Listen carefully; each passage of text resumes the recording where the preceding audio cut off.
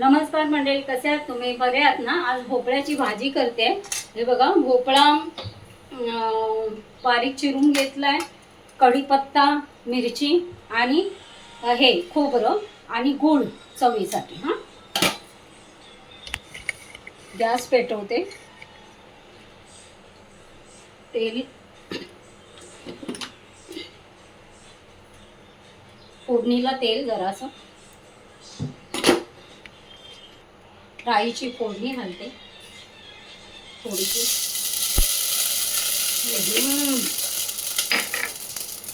ओली मिरची, कढीपत्ता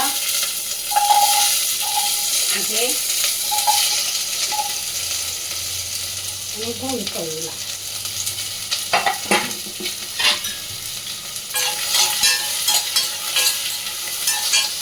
चवीपुरता मीठ,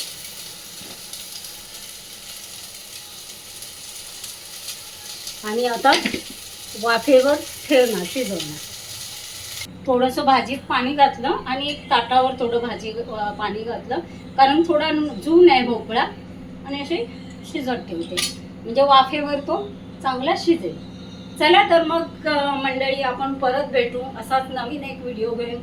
तोपर्यंत नमस्कार. माझा व्हिडिओ तुम्हाला आवडत असेल तर नक्की लाईक करा, सबस्क्राईब करा. तर परत छोटा एक व्हिडिओ घेऊन परत भेटते. तोपर्यंत नमस्कार.